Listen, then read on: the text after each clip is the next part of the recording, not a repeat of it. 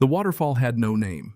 Not because no one had seen it, the families scattered across the hollows of Kettle Ridge Plateau in eastern Tennessee had heard it from ridgelines and passed it on deer trails for generations. They had watched it freeze into pale glass in January and swell into a roaring curtain in March. But they had not named it because on Kettle Ridge in the 1880s, water falling over rock was not a remarkable thing. It was just the land doing what the land does. You did not name every creek. You did not name every ridge. You did not name a waterfall that was only 15 feet wide and 20 feet tall, pouring over a limestone ledge into a pool that drained into Cotter Creek 2 miles south. In spring, when snowmelt came down from the plateau, the falls ran heavy and white and loud enough to drown a voice at 20 paces. In late summer, the flow thinned to a veil, a sheet of water no thicker than a man's hand, translucent, the rock face behind it visible through the moving glass like a shadow behind a curtain. Behind that curtain was the ledge, a shelf of limestone 8 feet deep and 14 feet wide, recessed into the cliff face, carved by 10,000 years of water eating at a softer layer of stone sandwiched between two harder ones. The floor was flat and dry despite the waterfall 3 feet in front of it, because the water fell straight down from the lip above, and the ledge was recessed far enough that only wind-driven spray reached the back wall. The ceiling was the overhanging lip of the upper limestone layer 7 feet above the floor at the front, sloping to 5 at the back. Solid rock, uncracked, bearing the weight of the hillside above it the way it had borne it for millennia. The back wall was rough limestone, pocked and uneven, but solid and dry to the touch. Cool in summer, warmer than the outside air in winter, because it was backed by hundreds of feet of rock that maintained a constant temperature regardless of what the sky was doing. No one knew about the ledge. No one had reason to look behind a waterfall that no one had bothered to name. Then on a January afternoon in 1884, a man named Ormond Gault found smoke coming out of it. Ormond was 60 years old, lean the way a fence rail is lean, not from hunger but from 4 decades of walking and bending and carrying. The leanness settled into his frame the way weather settles into wood, permanent structural part of the grain. His beard was white-stained yellow at the corners of his mouth from 50 years of tobacco. His eyes were the faded blue of creek water over pale stone, and they had been studying the forest floor so long they noticed everything that was not a root, and most things that were. He dug ginseng. That was his living, and had been his living for 40 years. He walked the slopes and creek beds of Kettle Ridge Plateau with the slow, deliberate gait of a man who understood that the forest revealed its secrets to the patient and hid them from the hurried. He sold the roots to a buyer in Granton who shipped them east. He spoke to the buyer. He spoke to the storekeeper. He spoke to almost no one else, and had not for 13 years, because 13 years ago the only person he had ever truly spoken to had died. After that, speaking seemed to belong to a different man in a different life. He found the waterfall by following a hollow down toward Cotter Creek. He heard at first that sound like applause in an empty room, like wind through wet oak leaves, something between music and machinery. Then he saw the water, thin in the January cold, falling over the ledge into the dark pool below. Then he saw the smoke. Not chimney smoke. There was no chimney, no house, no cabin, no structure visible anywhere in the hollow, just smoke rising from the rock face behind the waterfall, seeping from a crack in the limestone cliff, as though the mountain itself were breathing. Ormond was not a man who surprised easily. He had lived 60 years on this plateau. He knew every kind of smoke leaf mold steaming after rain when the sun hit it, peat smoke from the bogs in the bottomland fog rising from limestone caves on cold mornings. But smoke from inside stone behind a waterfall in January he had never seen. He climbed the rocks beside the falls, slowly, carefully, the way a man climbs who knows that 60-year-old bones do not heal fast, and that the rocks are wet and mossy, and that one bad step means lying at the bottom of a hollow where no one will find you until spring. He reached the top of the rock fall beside the curtain. He stepped through the edge of the falling water. It hit his left shoulder and arm, cold enough to make his teeth clench, the cold of water that has traveled through stone and carries the stone's temperature with it. He saw her. A young woman, small, sitting beside a fire on a limestone ledge, sewing a tear in her dress by firelight. The waterfall fell 3 feet in front of her like a curtain drawn across a stage. The room was warm, not warm the way a fire makes a room warm, Not the quick, shallow warmth of wood burning in open air, but warm the way a living thing is warm, with a depth to it, a persistence as though the warmth had been there long before the fire and would remain long after it went out. Ormond stood in the gap between the dry stacked wall and the waterfall's edge and said nothing. He said nothing for a long time because he was a man who had spent 60 years learning that the first thing you say about something you do not understand is usually wrong. The wall was what held his attention first, 3 feet high, 2 feet thick, running the full 14-foot width of the ledge, built from flat limestone pieces, set 2 feet back from the edge to leave a gap between the wall and the waterfall. A doorway gap of 2 feet at the south end. A cooking stone. A sleeping platform of stacked flat rock covered in hemlock boughs and a wool blanket. A storage shelf along the south wall. A hearth built directly against the back wall, blackened from use, and above it, a slow curl of smoke finding its way to a natural fissure, where the ceiling met the cliff face and vanishing without effort, without design, as though the mountain had been waiting to offer exactly this. "How long?" he finally said. "Since October." She did not look up from the sewing. Her voice carried the particular flatness of someone who has spent months not expecting to be spoken to. "You warm enough?" She put her hand flat against the back wall, the rough limestone surface, and held it there the way you hold your hand against something you have decided to trust. "Feel," she said. Ormond stepped into the room. It was the first time in 13 years he had stepped through the doorway of another person's home, though he did not recognize this at the time. He walked to the back wall and pressed his palm to the stone. The rock was warm. Not fire warm, not stove warm. Warm the way a living surface is warm, as though the cliff itself had a slow pulse running through it at a depth beyond the reach of any single season. He held his hand there longer than was normal because the warmth reminded him of something he had forgotten, or had tried to forget, and he needed time to bear the remembering.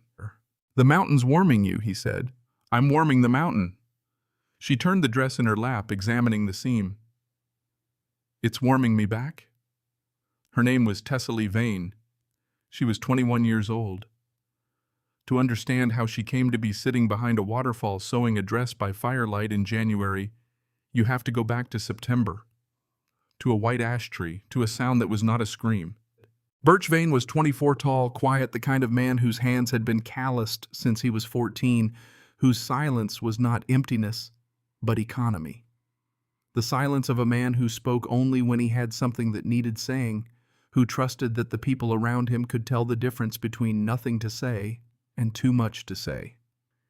He was the youngest of 5 brothers, raised in a hollow on the same plateau, and he had married Tessaly in the spring of 1882. After a courtship that lasted 3 months and consisted almost entirely of him purchasing things he did not need from the general store in Granton where she worked. The first time he came in for rope, she handed him the wrong coil. He looked at it, looked at her, bought it anyway. The next week he returned for more rope, the right kind this time, but also bought the wrong kind again. Tessaly understood by the 3rd week, when he came in and bought nothing at all, just stood at the counter until she asked what he needed today. "I haven't decided yet," he said. "I'm thinking." They married that spring. They claimed 40 acres at the head of a hollow 3 miles north of the waterfall that neither of them knew existed, and they built a 1-room cabin with a dirt floor and an oak shingle roof and began clearing land. Birch felled trees. Tessaly burned stumps. They planted corn on the new ground, kept 1 cow and 2 chickens, and talked at night about next season, about the fence line Birch wanted to run along the east side, about the child they would have. Birch had already started carving a cradle from cherry wood. Tessaly saw it every evening by the fire, half-finished, smelling of fresh wood, pale and curved in the firelight, and it was proof that the future existed. They had a habit. Every night before sleep, Birch placed his hand on Tessaly's forehead. He held it there for a few seconds, then took it away. She never asked why. She only knew that it was the way he said the thing he did not have words for, and she did not need the words because the hand was enough. On the 2nd day of September in 1883, Birch was clearing a new field at the edge of the hollow. The white ash was 4 feet at the base, dead at the crown but still green at the trunk, the kind of tree that experienced woodsmen feared most because it was heavy, because it did not fall the way you wanted it to, because it waited until you cut the wrong notch, and then it taught you what gravity means. Birch cut the wrong notch. Not because he was careless, he had felled hundreds of trees, but the base was rotted inside where he could not see, and the trunk twisted as it fell, and 4 feet of diameter came down 15 degrees off the line he had planned, and it caught him across the chest and pinned him to the red clay.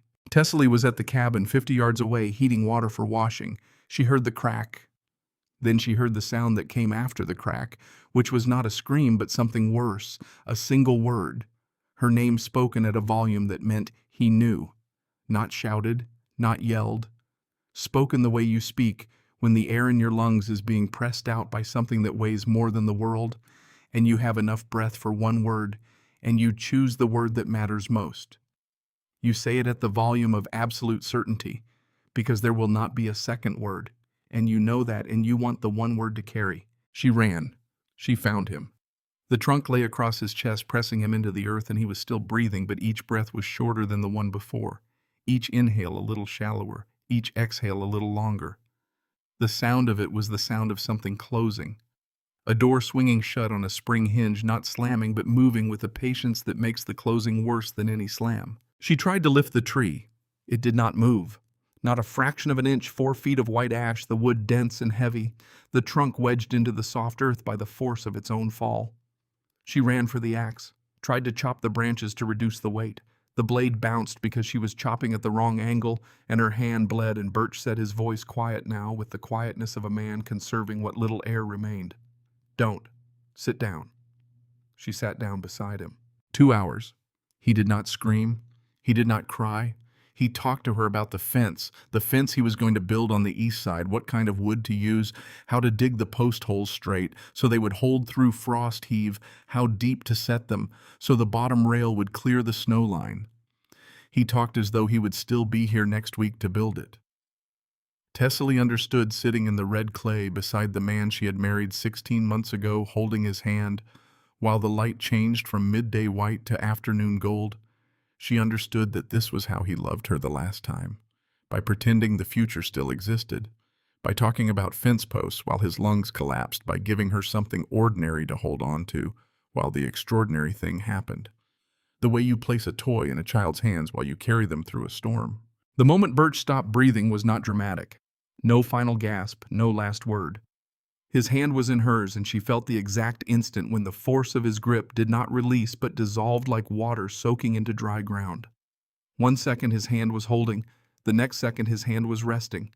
The difference between holding and resting was the difference between alive and everything after. She sat beside him until the light was gone. Then she stood, walked to the cabin, and sat on the floor. Not the bed, because the bed had his smell, and his smell was both the only thing left and the thing that would kill her if she breathed it. She sat on the dirt floor in the dark and did not sleep and did not cry and did not die, though she considered all three with equal attention through the long hours before morning. She sold the 40 acres for $12 to the neighbor who had wanted them since the day Birch staked the claim. She paid the burial costs, $3 for the pine box, $2 for the preacher who said words about a man he had never met, words that Tessaly heard but did not listen to, because the gap between those words and the man in the box was so wide that the words fell into it and disappeared. She packed a canvas sack, 1 dress, a shawl, a tin cup, a knife, the $7 that remained. On the 21st day after Birch died, she walked out the cabin door for the last time. She looked at the stump of the white ash the neighbors had come with mules and chains to drag the trunk away, and the stump sat in the clearing like an open eye in the face of the earth. Every morning she woke to it. Every morning the first thing was the stump, and the memory of the sound, the crack, and then her name.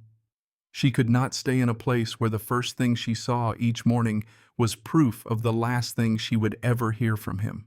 She walked south. No lock on the door because there was no lock. No looking back because looking back is the act of someone who has a reason to return, and she did not have one. She was not choosing death. She was not choosing life. She was choosing nothing, which is what you choose when the machinery of choosing has broken, and the only thing left is motion. 1 foot, then the other. The body carrying itself forward because that is what bodies do, the way a river flows downhill. Not because it wants to, but because gravity exists, and water cannot argue with gravity. Her mother had died when Tessaly was 11. Lung fever in the winter of 1872, and in the last days when the fever was high and the breathing wet, and the cabin smelled of camphor and wood smoke. Her mother had said something Tessaly did not understand, Stone doesn't die, Tessaly. Stone just waits. Tessaly was 11 and she did not know what it meant. Walking the ridge trails 10 years later, she still did not know. But the words were in her the way a seed is in the ground before the rain comes, not growing, not dead, just waiting. 2 days along the trails of Kettle Ridge Plateau. She slept in the open, wrapped in her shawl on the leaves under skies that were clear and cold and full of stars she did not look at because beauty requires a capacity she no longer had. She did not eat because she had not thought to bring food, and because hunger was a feeling she could understand and therefore did not fear the way she feared the other feelings, the ones with no names and no edges and no bottom. She did not intend to walk far. She intended to walk until the walking stopped, until the ground ended, or the strength ended, or the reason to keep walking ended, and whatever came first would decide what happened next. On the second afternoon, she heard it before she saw it. That sound like applause in an empty room, like wind through wet oak leaves, something between music and machinery. She followed it down a steep slope through a forest of hemlock and rhododendron, the undergrowth so thick she had to push through sideways branches, scratching her face and arms, her dress catching on the woody stems. She came out on the rocks beside the pool at the base of the falls and looked up at the curtain of water, thin in October, reduced by the dry weeks to a translucent sheet, and saw through the moving glass the shadow of the ledge behind it. She climbed the rocks beside the falls, wet, mossy, treacherous. She slipped once and caught herself on a rhododendron root, the bark rough against her bleeding palm, and climbed again. She reached the edge of the curtain and stepped through. The water hit her left shoulder and arm and soaked the left side of her dress. Cold October cold, the cold of water that has traveled through stone and carries the stone's temperature. She stood on the dry limestone shelf behind the waterfall and looked out through the falling water at the world beyond and felt something shift in her chest that was not grief and was not hope, but was the space between them where decisions are made. She sat on the limestone floor with her back against the back wall for 3 hours, watching the light change on the falling water gold in the late afternoon silver as the sun dropped gray as dusk arrived. She did not die. When the dark came and the waterfall was nothing but sound in the blackness, she pulled her shawl over her shoulders and lay on the stone and closed her eyes. In the morning, light came through the water like light through cathedral glass.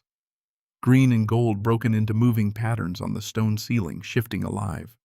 The light of the world filtered through falling water and thrown onto rock in shapes that no artist could plan and no architect could design because they were not designed, but given. She opened her eyes. The decision had already been made somewhere in the hours between dark and light. The decision was to stay. She built the wall in 6 days. Flat limestone pieces gathered from the slope above and from the rock fall at the base of the cliff carried one by one each stone, 10 to 30 pounds, 40 or 50 stones a day from first light to last light. 3 feet high, 2 feet thick, running the full 14-foot width of the ledge, set 2 feet back from the edge to leave a gap between the wall and the waterfall, where mist could fall and drain without reaching the interior. A 2-foot gap at the south end for a doorway, accessible by climbing the rocks beside the falls and stepping through the thin edge of the curtain where the spray was lightest. The work had its own geography. The slope above the ledge was scattered with loose limestone pieces that had broken from the cliff face over centuries and tumbled into the leaf litter and rhododendron roots. Some were the right shape, flat and broad, the kind that stacks. Others were too round or too heavy or too wedge-shaped to hold their place. Tessaly learned to read the stones the way a root digger reads the forest floor, looking until the looking became seeing and the seeing became knowing. She could glance at a scatter of rock on a hillside and pick out the 3 stones that would fit the gap she needed to fill the way. A carpenter can glance at a stack of lumber and pull the right board. She carried each one down the slope to the ledge, the weight in her arms, her path growing more defined with each trip. Her feet wearing a trail through the leaf mold that became a line in the hillside, a mark that said someone was working here, going back and forth between the scattered and the structured, between the raw material and the finished thing. The distance between those 2 places measured in trips, the trips measured in will. Her hands blistered on the 2nd day and calloused by the 4th. Her back ached in the place where the spine meets the hips, that place that bears the weight of every stone lifted and every stone carried and every stone set down wrong and picked up again. Her shoulders burned, her fingernails cracked. On the third day, she cut her palm on a sharp edge, wrapped it in a strip torn from her hem, kept working because the blood dried and the skin closed and the wall was not finished. The wall needed finishing because the wall was the difference between a ledge and a room, between a place and a home, between waiting to die and deciding to live. Though she did not think of it in those terms yet. She thought only of the next stone and the next and the next. She did not stop. Stopping meant thinking. Thinking meant remembering. Remembering meant hearing her name spoken at the volume of absolute certainty by a voice that would never speak again. So she kept the rhythm lift carry place fit. The rhythm of stonework matched the beating of a heart that had not yet decided whether to continue. As long as the rhythm held, the heart held. As long as the heart held, the wall grew. The wall was proof that something inside her was choosing, even though she did not yet know what it was choosing or why. When the wall was finished, she stood behind it for the first time and felt the difference. The space was warmer, drier, stiller. The temperature of the back wall, 52 degrees year-round, courtesy of the hundreds of feet of thermal mass behind it, was held in the enclosed space instead of being swept away by cold air from the falls. The mist fell on the outer side of the wall and drained off the ledge. Cold air currents created by the falling water hit the wall and stopped. She placed her hand flat against the back wall. The limestone, cool, dry, certain under her palm. Her mother's words returned without invitation. Stone doesn't die, Tessaly. Stone just waits. Standing behind the wall she had built with her own hands, Tessaly thought for the first time in weeks, with something that was not grief, that maybe she was beginning to understand. She built a hearth directly against the back wall because that was where the wall was strongest. She gathered river stones from the pool below the falls for the firebox, limestone slabs from the slope for the fireback. She found dry hemlock branches in the hollow above, split them thin, built a fire that first evening and fed it for 3 hours before sleeping. The smoke curled upward along the back wall, and after several minutes of wandering found a narrow fissure where the ceiling met the cliff face and vanished through it. She had not planned this. She watched it happen and let it continue. The weeks passed. October became November, became December. She learned the rhythms of the waterfall, how the curtain thickened after rain, how the spray shifted with the wind, which angles of approach kept her driest when she stepped through. She learned the rhythms of the fire, how much wood an evening required to bring the hearthstones to temperature, how long the heat lingered after the flames died. She learned to read the back wall the way she had learned to read the stones on the slope, with patience, with attention, with the understanding that some materials want to tell you what they are capable of if you give them time to show you. She ate what the hollow provided: hickory nuts from the ridge above, dried pawpaws she found on a south-facing slope, a rabbit she caught in a snare she built from bent rhododendron branches the way her father had taught her when she was 8 years old before the farm failed and they moved to Granton. She was thin. She was not starving. The distinction mattered less than it once had. In late November, she noticed that the back wall was warmer than it had been in October. She pressed her palm to it each morning as a habit, the way you check the weather by stepping outside, a simple gathering of information about the conditions of her world. The wall had been 52 degrees when she arrived. By the end of November, it was 56. By mid-December, 58. The change was slow enough that she might have missed it if she had not been paying attention. She was always paying attention. There was nothing else to do in a room behind a waterfall in winter except attend to what was happening. She understood gradually what she had done. The fire heated the stone. The stone held the heat, not for an hour, not for a day, but permanently, or as close to permanently as made no difference. Stone is patient. Patience is a form of memory. The memory of stone is measured not in hours or days, but in centuries. 2 weeks of evening fires had raised the surface temperature of the back wall by 4 degrees. The wall was becoming a radiator, pushing warmth into the small space all night, all day, regardless of whether a fire was burning. The ceiling, heated by rising smoke and by conduction from the back wall, became a second radiating surface, pressing warmth downward onto the sleeping platform. She had not engineered this. She had built the hearth against the back wall because that was where the wall was, and the wall was the sturdiest surface. She had discovered the rest by watching and waiting and allowing the materials to do what they wanted to do. There is a harder thing than building a system. Letting a system work requires the faith that it will and the patience to wait while it does.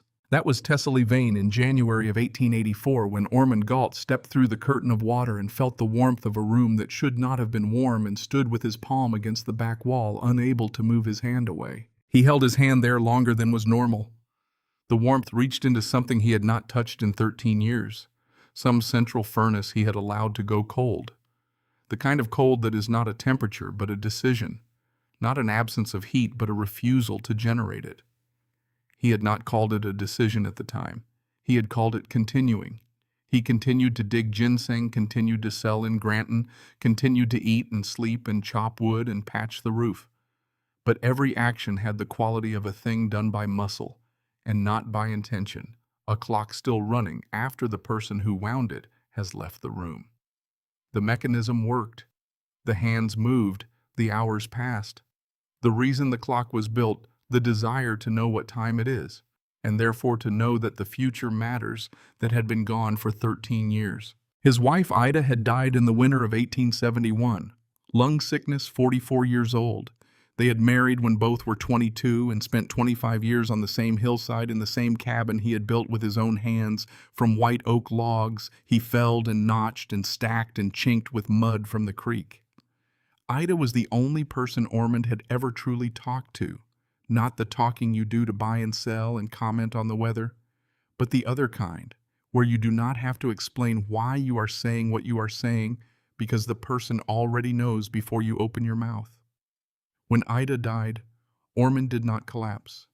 He did not weep where anyone could see. He buried her on the hillside behind the cabin under the oak tree where she had liked to sit on summer evenings watching the light change on the ridgeline, that progression from gold to rose to purple to dark, the same every evening, the same beauty, and Ida watching it every evening as though she had never seen it before. He carved the letter I into the bark of the oak. Then he went inside. He sat at the table. He looked at the empty rocking chair he had made for her in the second year of their marriage. He began to freeze. He did not call it freezing. He called it continuing. 5 years later, in 1876, his son Fletcher was 16. Fletcher stood in the cabin doorway one morning in October, pack on his back, boots laced, and said, "Pa, I'm going west." Ormond was sitting at the table. He looked at his son. He did not speak. Fletcher waited for as long as a 16-year-old boy can wait for his father to say anything, which is not very long because 16-year-old boys believe the world is waiting for them and that waiting is what you do only when there is nothing better to do. The silence stretched. The silence became the answer. Fletcher left. No letters followed. 8 years of absence, which is its own kind of presence, the presence of the missing, which takes up more space in a room than any person sitting in a chair. Ormond never spoke about Fletcher, but he kept the boy's old rifle hung on the cabin wall, and once a year on the anniversary of the day Fletcher left, he took it down and cleaned it, oiled the barrel, wiped the stock.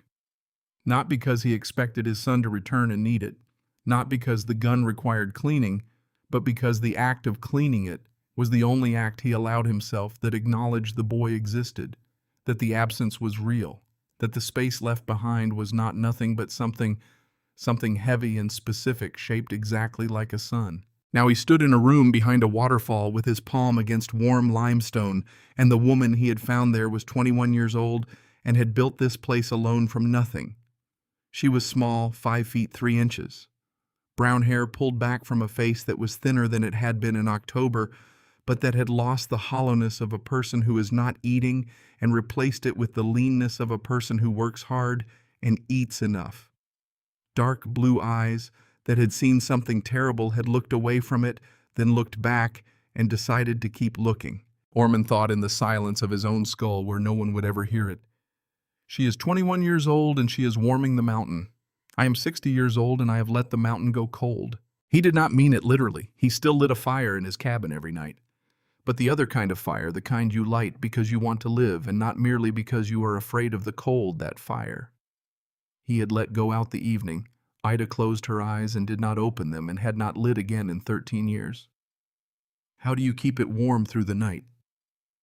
He turned from the back wall. The stone holds what you give it. Tessaly set her sewing on her knee, smoothing the fabric. Every night I feed the fire for 3 hours. Every morning the wall is a degree warmer than it was the month before. It doesn't forget. He looked at the ceiling, at the smoke-darkened stone above the hearth, where the heat rose and spread and returned. He looked at the sleeping platform positioned close against the warmest section of the back wall. He looked at the hearth itself, the river stones of the firebox selected for their density, the limestone fireback angled to throw heat outward rather than let it rise straight and waste itself against the ceiling. She had not been taught any of this. She had been watching. She had been waiting for the materials to show her what they were capable of. Ormond looked at Tessaly the way he looked at a ginseng root that had been growing in the same spot for 30 years, with the slow recognition that some things survive not by being strong, but by being patient, and that patience is a form of strength most people never learn because it requires the one thing they cannot tolerate, which is time. He left the waterfall room that January afternoon. He walked back to his cabin 3 miles through the forest.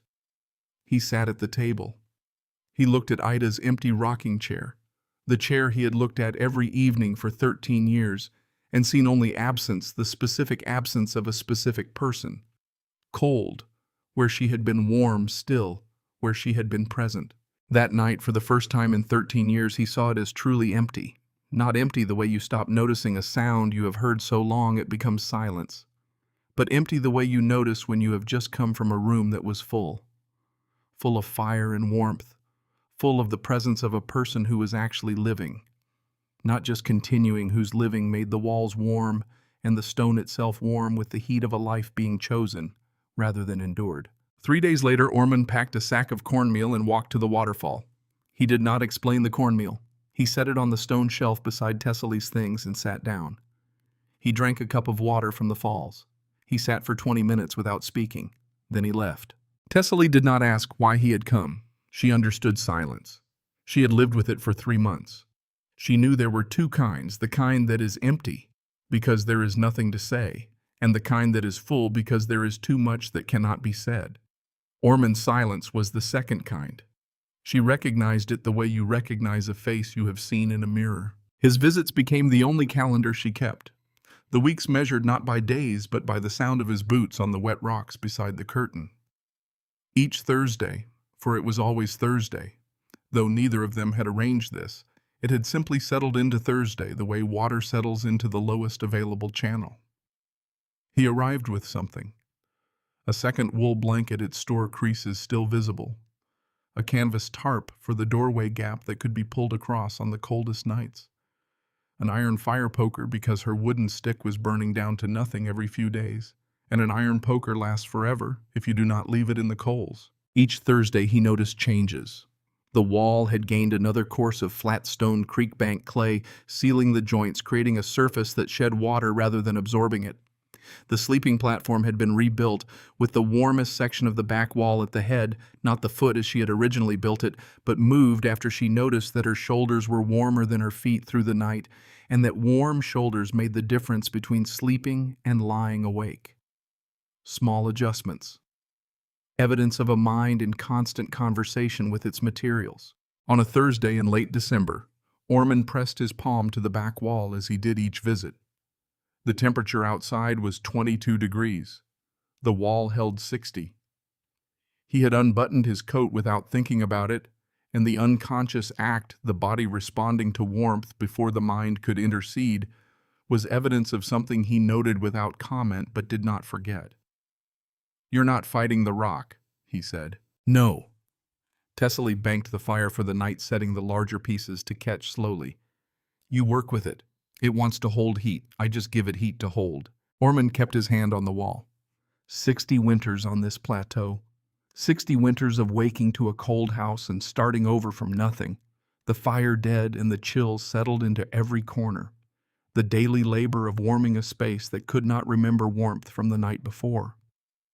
Here was a woman who had understood in 3 months, with no tools and no training, that the way to stay warm was not to fight the cold, but to teach the stone to remember the fire. He walked home in the dark. 3 miles through the forest, the cold working at his collar and cuffs, his breath a brief white cloud at each exhale. Somewhere behind him, 3 miles back through the hemlock and the rhododendron and the bare winter hardwoods, behind a curtain of water, falling over a limestone ledge into a dark pool, A fire was burning low in a stone hearth against a wall that was 60 degrees and rising, warming a woman who had walked south in October with $7 and no reason to continue, who had found behind a waterfall a place that had no past, where the only warmth was warmth she had given the stone herself and the stone was giving it back. He stopped walking for a moment on the dark trail, his hand resting on the rough bark of a white oak. He thought of the rocking chair. He thought of the rifle on the cabin wall. He thought of 13 years of a clock running without knowing why. Then he walked on. The cold followed him. But something else had entered the dark alongside him on the trail, something that had no name yet and did not need one, the same way the waterfall did not need a name. Something that had been absent long enough that its return felt in the first moments less like warmth than like the memory of warmth, which is always how it begins. The Thursday visits continued through January, through February, through the slow gray dissolution of winter into something that was not yet spring. Ormond came with cornmeal with dried beans with a small iron skillet that he set on the stone shelf without comment. Tessaly accepted each thing the way the limestone accepted heat, without performance, without excessive acknowledgement, simply receiving what was offered and incorporating it. The skillet replaced the flat cooking stone she had been using. She did not say thank you. She cooked in it that evening while he sat by the fire, and the smell of cornbread browning in iron filled the room behind the waterfall. And that was the acknowledgement sufficient, complete. He noticed things. Every Thursday he noticed things. The hemlock boughs on the sleeping platform had been replaced, fresh ones brought down from the ridge above, still carrying their sharp resin scent. The fireback had been rebuilt taller, its angle adjusted so that the heat it threw into the room traveled lower across the sleeping platform, rather than above it. A small detail, the correction of something she had identified as inefficient, executed without fuss. The back wall continued its slow climb toward an equilibrium temperature that the plateau's coldest nights could not undo. By early February, it held 62 degrees through the night, regardless of what the sky was doing above the ridgeline. What held Ormond's attention most was not the temperature itself, but what the temperature meant. He had spent 40 years working with the materials of this plateau, with the soil that yielded ginseng, with the timber that yielded his cabin, with the stone that yielded the chimneys he had built and rebuilt. He understood materials. He understood that every material has a nature, a set of properties it will express if you work with those properties rather than against them. Ginseng grew where ginseng wanted to grow. You could not plant it where you preferred. You went where it was. The limestone of Kettle Ridge had a nature too. It was dense, patient, slow to change in either direction, retaining whatever temperature it held for far longer than any surface material. What Tessaly had done was discover this nature and use it not through training or calculation, but through attention and time. She had watched the stone. She had waited for it to tell her what it could do. He thought of his own cabin.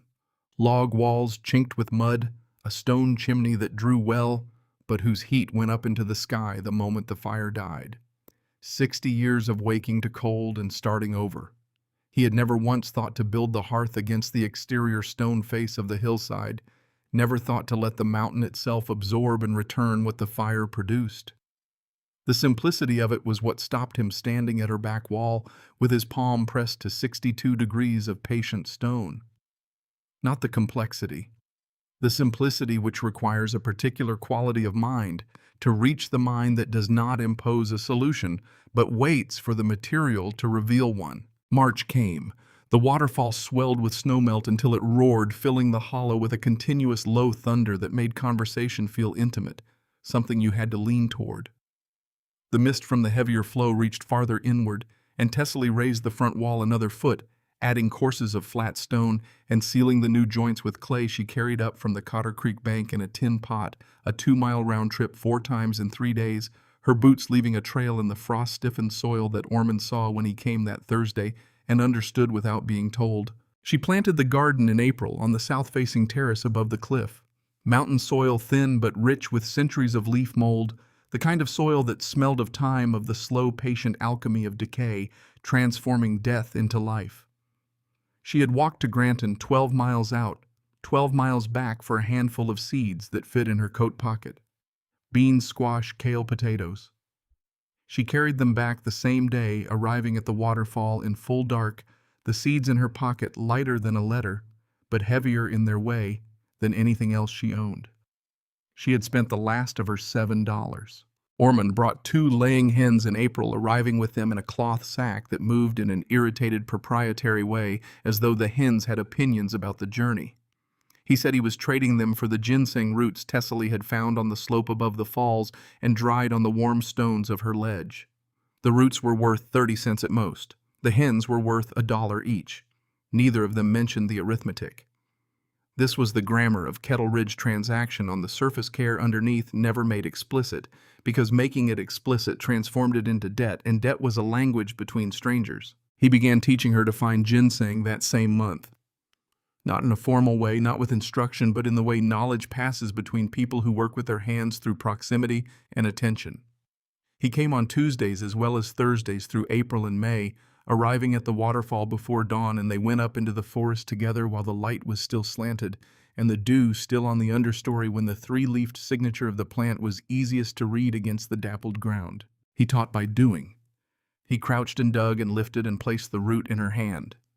He showed her the ring markings on the neck of the root that told age the way growth rings tell age in a cross-section of oak. A 5-year root, a 10-year root, the difference between 30 cents and $1.20, the difference between a root that the ground could give back to the patch in 1 season and a root that had taken a decade to build and required 3 years of rest before the patch could be worked again. He showed her the wooden paddle he used for digging, carved from a single piece of hickory, blunt-edged shaped, to move soil away from the root without severing the hair roots where the concentrated value lived. A blade was faster. A blade destroyed half the weight with every stroke. Tessaly learned the way he taught without unnecessary questions, without the need to have things explained twice. She watched his hands. She watched the ground. She began to see the pattern of the 3 leaves the way he saw it, not as a thing you search for, but as a thing that revealed itself once your eyes had learned the grammar of the forest floor. By May, she was finding roots he had walked past, younger ones, smaller, tucked into shadows he had not checked, because his eyes were calibrated for larger growth. He noticed this and said nothing. But the following Tuesday he brought her a paddle of her own, carved from a piece of hickory he had split the previous week. He handed it to her without ceremony. She turned it in her hands, smooth where the handle met the blade, balanced in a way that distributed the weight of a day's digging across the whole palm rather than concentrating it in the wrist. He had spent time on this. She did not say so. She put it in her belt, and they went up into the forest. Something in those mornings reminded Ormond of something he had not let himself think about directly in 8 years. He had taught Fletcher ginseng the same way. The same silence, the same motions, the same passing of knowledge from one pair of hands to another. The kneeling and digging and lifting and placing. Fletcher at 12, at 13, learning to read the forest floor with the particular patience that the work required. That patience was not a personality trait. It was a skill transferable, something that could be given and received. He did not call Tessaly his daughter. She did not call him her father. The hollows of Kettle Ridge had always had their own language for relationships that fell outside the established categories. The language was not made of words, but of actions. A tin skillet placed on a stone shelf. A carved paddle handed over without ceremony. An afternoon on a hillside in May, 2 people working the same ground in companionable silence, while the light moved through the tulip poplar canopy above, and the ginseng gave itself up to careful hands below. The bear came in May. A black bear, Tessaly told him on a Thursday evening, 200 pounds, maybe more, working at the rhododendron branch wall of the chicken pen in the middle of the night. She had gone out with her knife and a torch lit from the hearth. She stood 15 feet from the bear and spoke to it in her normal voice, not loud, not whispering, just the conversational register she used for everything. No. The bear looked at her. She looked back. 30 seconds of mutual assessment. The bear turned and walked away, not hurrying, moving with the measured deliberation of an animal that does not acknowledge defeat, but merely reconsiders its priorities. Ormond listened to this without expression. The following Thursday, he arrived with a sack of limestone pieces and spent the afternoon building a second wall around the chicken pen, taller, thicker, with a flat stone gate that could be slid across the opening at night, heavy enough that moving it would require more effort than 2 chickens were worth. While they worked fitting stones without speaking, He said the longest sentence Tessaly had heard from him in all the months she had known him. A bear doesn't quit because the wall is high. A bear quits because it gets tired. You build the wall thick enough to tire it out before it gets in. That's the only way.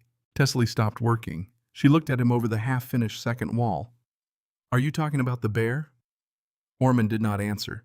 He set the next stone. The not answering was the answer because on Kettle Ridge the things a man did not say were often the things he meant most. The bear came back 3 times in the weeks that followed. Each time it tried. Each time the wall held. The 4th time it did not come.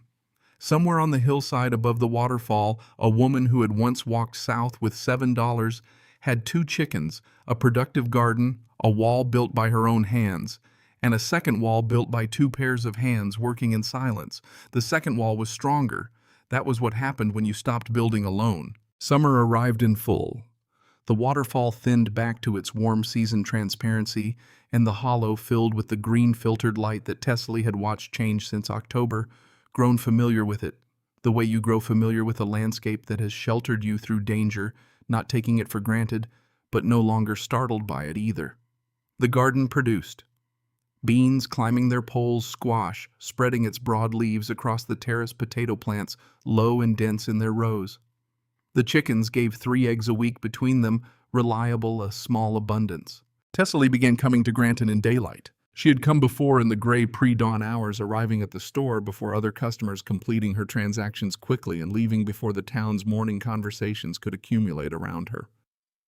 Not fear exactly, the residue of grief which creates the same avoidance instincts as fear without the fear's specific object.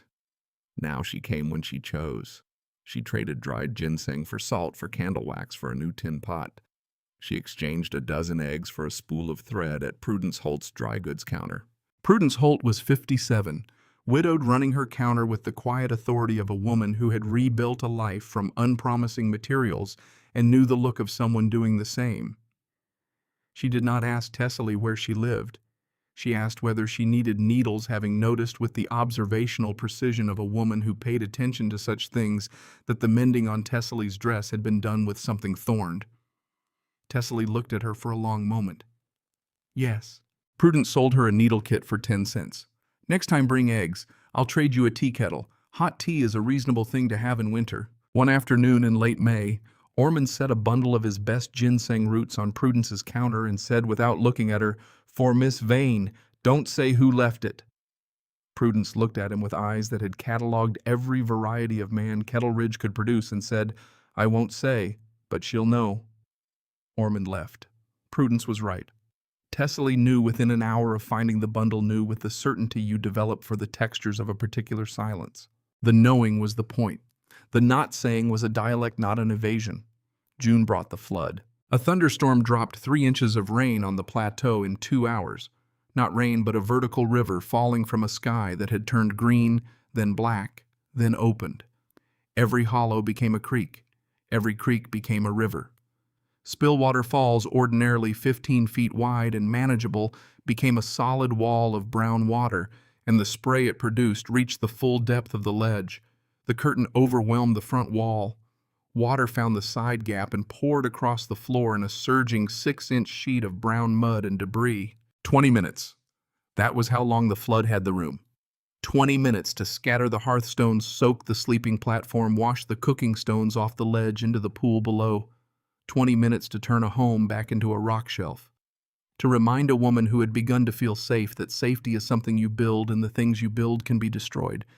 And the only question that matters after the destroying is whether you build again. Ormond arrived the next morning. He found Tessaly in the pool below the falls, wading to her thighs, pulling hearthstones up from the bottom one by one and stacking them on the bank. Her hands were scraped open from the work. Her face carried mud in the creases beside her eyes and along her jawline from a night of working by torchlight. Her dress was still wet because she had not stopped long enough to let it dry. The fire was already burning on the ledge above, fed with wet wood that threw more smoke than heat, hissing and popping, but burning. He stood at the edge of the pool and watched her for a moment. Inside, he thought, why doesn't she come to my cabin? She could sleep dry and warm. The walking is 3 miles, and I have Fletcher's room empty. 8 years. It could hold a person who needs holding. Then the second thought arrived slower with more weight because my cabin has an empty chair. She has had enough empty chairs for one lifetime. She was not here because this was the best place to live. She was here because this was the only place that carried no memory. The waterfall had no past. The limestone had no history. Every other place she might go, every cabin, every hollow, every room in Granton would come weighted with before a life that included birch. The sound of her name at the volume of certainty, the stump of the white ash like an open eye she could not stop seeing. Here, behind the water, with the sound filling the hollow and the light broken on the stone, she could breathe the air of a place that had not witnessed her grief. She could start in a place that had not seen her beginning. Ormond looked down at his own hands. He bent down. He picked up a flat limestone piece from the rubble at the water's edge, 20 pounds good and flat, the kind that stacks. He carried it up the rocks to the ledge. He set it on the wall Tessaly had begun rebuilding. She looked at him. He picked up the next stone. That was the first afternoon in 13 years that Ormond Gault built something new. Not repaired, not maintained, not continued. Built. In silence beside a 21-year-old woman he had known 5 months behind a waterfall on a plateau where he had lived his entire life without seeing what it looked like when someone stopped surviving and started choosing. The flood left evidence downstream, a smear of mud on the rocks below the waterfall visible from the creek bed. Hearthstones in the pool flat blackened on one face, arranged in no configuration that water could create because water does not build hearths. Grove Patton checking cattle in the bottomland after the flood found the stones in the pool. He followed Cotter Creek upstream to the falls. He looked up at the curtain. Through the summer thin flow he saw the shadow of a stone wall where no wall should be. Grove climbed the rocks. Grove stepped through the curtain. Grove found the room. He told his wife Edna. Edna told the women at Granton Church. The women told the preacher. The preacher told Lavinia Stroud. Lavinia was 38, wife of Corbin Stroud, who held more informal authority in Granton than the mayor and exercised it with more consistency. She was the kind of woman who confused propriety with goodness and believed that because her own life fit a particular shape, all lives should fit that shape, and any life that did not was not merely different but wrong. When the story of the Vane widow living behind a waterfall reached her, it arrived not as a wonder but as a problem requiring correction. What Lavinia could not tolerate, though she would never have put it this way, was not that Tessaly was in danger. It was that Tessaly was free. She organized. 3 women from the church auxiliary, a Tuesday morning, the climb to the falls accomplished with more difficulty than Lavinia had anticipated. She came through the curtain wet across the shoulders because she stepped through the wrong section of the falling water.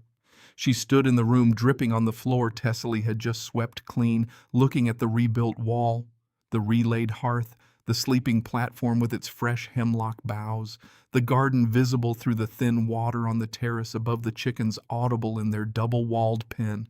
Lord have mercy, you can't live like this. Tessaly looked at her without the performance of hospitality. I'm living like this. Lavinia carried the story back to the Granton church as tragedy.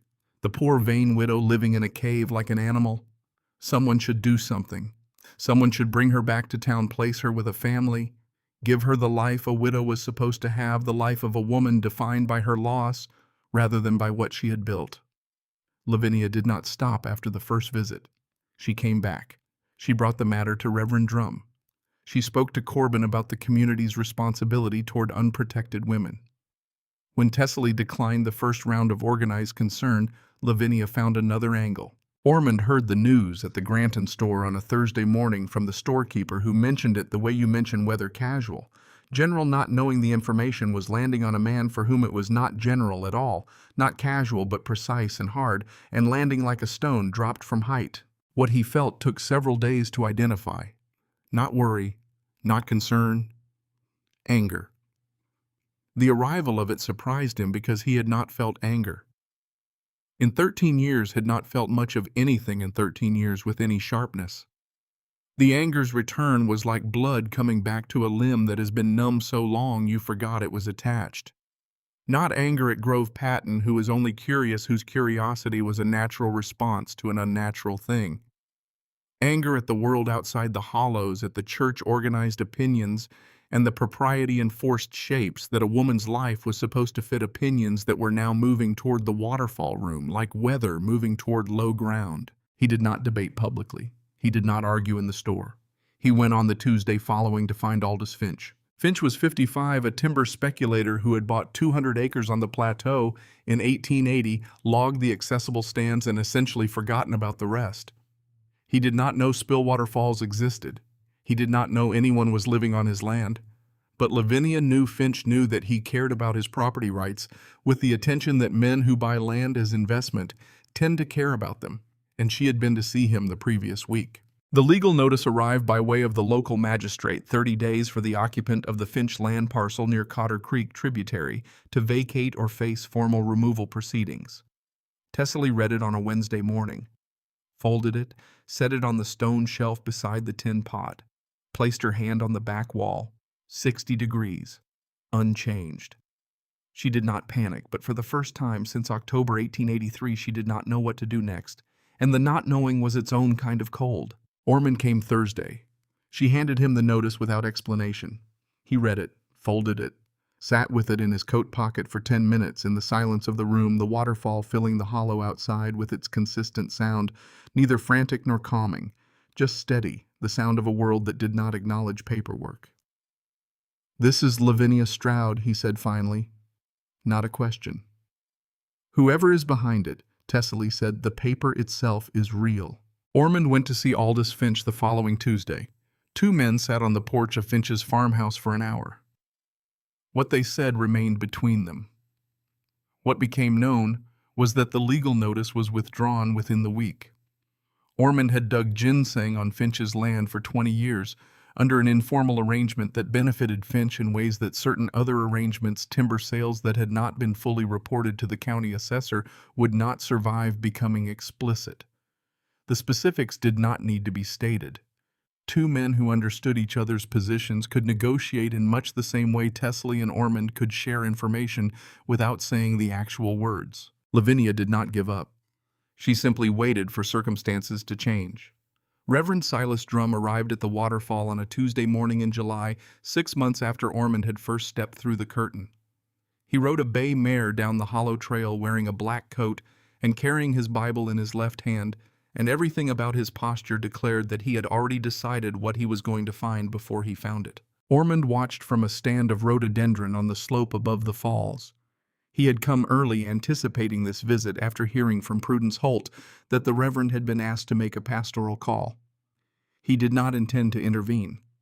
He intended to be present the way a stone wall is present, not doing anything visible, simply there, available to bear weight if weight needed bearing. Drum found Tessaly on the terrace above the falls, splitting kindling with the short, efficient strokes of a woman who had learned that the axe does the work if you allow it, and that fighting the axe wastes exactly as much energy as fighting anything else that is better at its job than you are.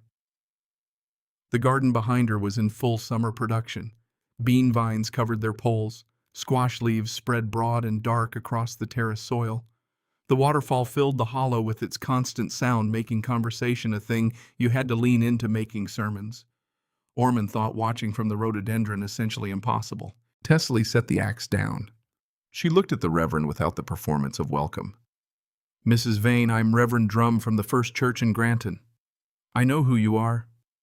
I've come because some women in the congregation have expressed concern about your situation." Tessaly let the word come back flatter than it left him, stripped of its pastoral cushioning. My situation. She led him down the rocks. He climbed badly, grabbing branches, slipping twice, prioritizing the Bible under his arm over his own stability. At the curtain's edge, Tessaly stepped through without hesitation, water hitting her shoulder as it had 1,000 times. Drum hesitated, assessed the falling water, looked at his black coat, then stepped through, incorrectly taking the water full across the chest because he did not know to follow the curtain's thin southern edge. He entered the room, gasping, slightly wet across the front. His prepared speech visibly halted somewhere between his throat and his mouth. The room did that to people. Ormond had watched it happen to himself, to the people who had come since Grove Patton's discovery. And it happened the same way each time the person stepped through the curtain, expecting to find something pitiable, something confirming the story they had brought with them, and instead found something that demanded a different story entirely.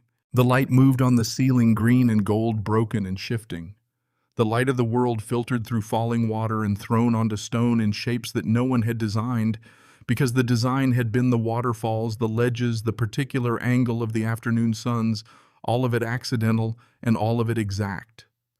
The back wall radiated its 60 degrees of stored patience into the enclosed space. The floor was swept clean. The sleeping platform was neat. The fire lay ready in the hearth, the kindling arranged with the precision of someone who understood that preparation was the difference between a fire that started and a fire that did not. Drum turned slowly, taking in each element. Tessaly sat on the flat stone she used as a chair. She told Drum about Birch, the white ash tree, the sound of her name at the volume of absolute certainty, the pine box, the preacher who spoke about a man he had never met, the $7 in the canvas sack. She told him about walking south until the walking stopped, not choosing death, not choosing life, choosing the suspension between them where the machinery of grief had left her.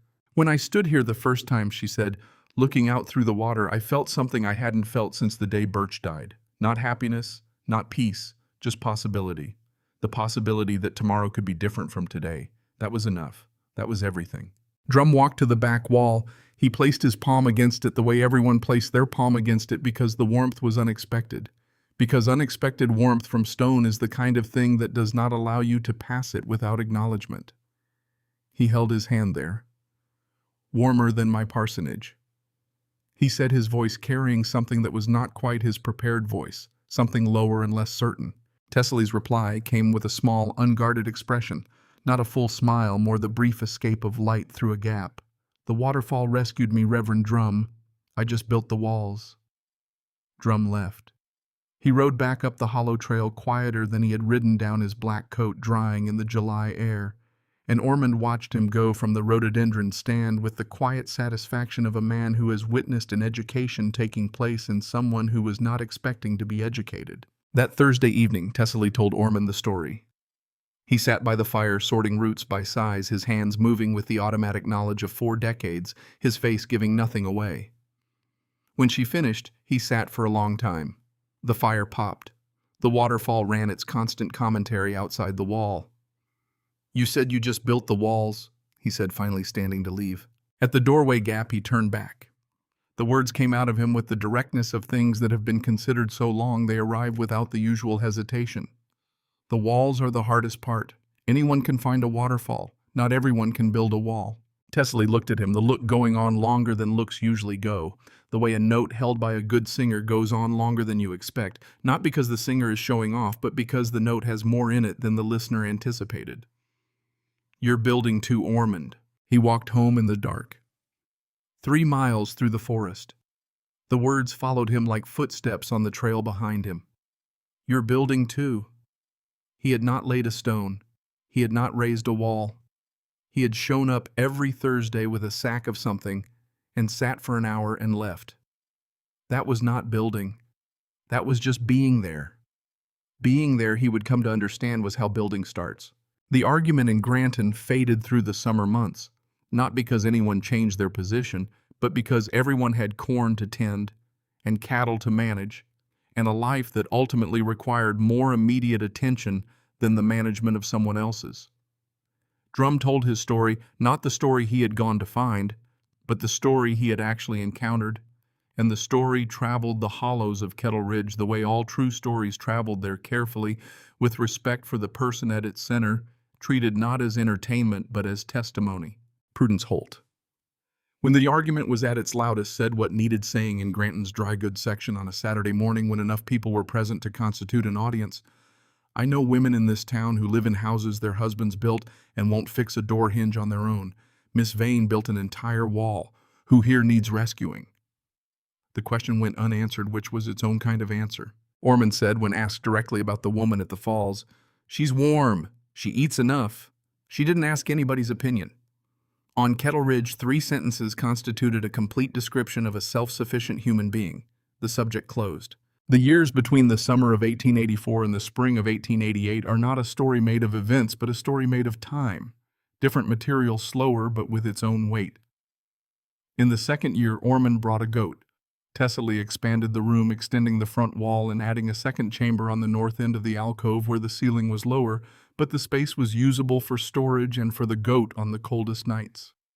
They built the extension together over 3 Thursdays, working side by side, handing stones without asking, fitting them without discussion. The silence of two people who know what the work needs is not like other silences. It requires nothing to fill it because it is already full of shared purpose, which is the deepest intimacy available to people who work with their hands. The honey came in the 3rd year.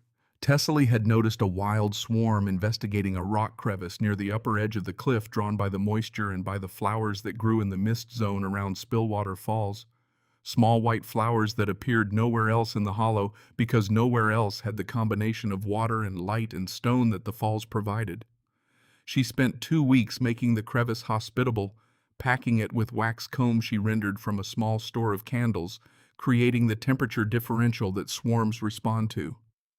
The bees moved in during the first week of May. By fall, she had enough honey to trade with Prudence, enough to send a portion with Ormond, enough to keep a supply for the winter that the waterfall room, unchanged in its stored warmth, made unnecessary in any urgent medical sense, but good in the simple way that warmth and sweetness are good when winter presses on the ridge lines. In the 4th year, Ormond replaced the dirt floor of his own cabin with wood planking. He did not tell anyone. He did it between Thursday visits, sourcing the boards from a sawmill 8 miles down the valley, spending 2 weeks laying them. When Tessaly came to bring eggs one afternoon in late October, she looked at the new floor without comment. After a moment, she said one word: "Nice." He nodded. One word, one nod. On Kettle Ridge, that was eloquence. He also, that same autumn, opened the closet where Ida's clothes had hung for 16 years. He took each garment out and folded it, the sleeves tucked in the fabric smoothed flat, and placed the folded clothes in the oak chest at the foot of the bed. He did not throw anything away. He put it away. The difference between those two acts was not small. Throwing away says the past did not happen. Putting away says the past happened and mattered, and the clothes are beautiful and will be kept and honored, but they will not be worn again.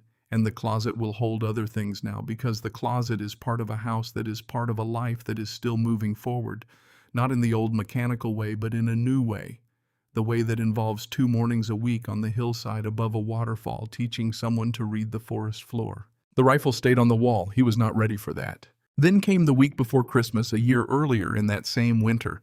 Ormond arrived on a Thursday to find the fire out in the hearth for the first time since he had known Tessaly, and Tessaly herself, curled on the sleeping platform, her face pale, her hands tight around the blanket. The room was cooler than he had ever felt it, not dangerous yet, the back wall still releasing its stored heat into the space, but losing ground. She was sick. A fever, the ordinary kind that in a warm cabin with someone to bring broth meant 3 days of rest. But here, with the fire dead and the temperature outside dropping toward single digits, it was not ordinary. It was a border. Ormond did not speak. He knelt at the hearth and built a fire. His hands knew the work, 50 years of knowing it. Kindling first shaved thin with the knife he carried, then small hemlock branches, the kind that catch fast, then larger wood from Tessaly's stack against the south wall, oak and hickory. The fire caught. The room began to remember what it was supposed to be. He cooked cornmeal in the tin pot. Thin, almost liquid, the kind of food you give to someone whose body is spending everything it has on fighting and has nothing left for the work of solid food. He sat beside Tessaly on the sleeping platform and fed her with a spoon he carried in his coat pocket, a hickory spoon worn smooth from years of use, fitting the hand the way a good tool fits, without adjustment, without thought. He held the spoon to her mouth. She opened her mouth and ate. The simple mechanical motion of dipping and lifting and holding and waiting shattered something inside him that he did not know was still intact. He had done this before, exactly this. He had sat beside Ida in the last days of the lung sickness and fed her the same way, spoonful by spoonful, watching her swallow, watching the swallowing become harder, watching the intervals between spoonfuls become longer until the intervals were everything and the spoonfuls were nothing, until Ida closed her eyes and did not open them, until the spoon remained in his hand full with nowhere to go. His hand stopped in midair, the spoon half full of thin cornmeal hovering between the pot and Tessaly's mouth. He could not move it. His arm locked. His chest locked. Everything in him that had been frozen for 13 years seized at once, because the body remembers what the mind has buried, and the body does not care about your schedule for grief. It surfaces when it surfaces, and there is nothing you can do but hold still and wait for it to pass, the way you wait for a cramp to pass, not by fighting it, but by breathing through it, trusting that the body knows more about healing than you do. Tessaly saw his hand stop. She saw his face, the face of a man whose surface is stone and whose stone has just cracked. She did not ask. She did not speak. She opened her mouth and waited for the next spoonful. That small act, the opening of the mouth, the waiting, the trust that the spoon would come, was the thing that pulled Ormond through the moment, because it gave him a task. A task for a man like Ormond Gault, who had survived 60 years by doing the next thing that needed doing, was the only thing stronger than pain. Pain stops you. A task starts you. The simple act of moving the spoon from the pot to the mouth was enough. He fed her. He stayed. He did not leave that night. For the first time in 13 years, Ormond Gault slept in another person's home. He sat with his back against the warm limestone wall beside the fire and kept it alive through the night, adding wood every hour, watching the fire and then watching Tessaly breathe. The fire and the breathing and the falling water outside became a single sound, the sound of a room that was alive, a room that was holding a life. In the morning, Tessaly woke with the fever broken. She was weak, but her eyes were clear.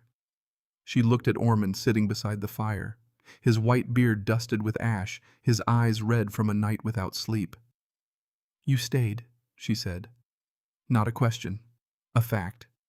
"Fire needed tending," Ormond said. "I know." Her voice was quiet, still rough from the fever.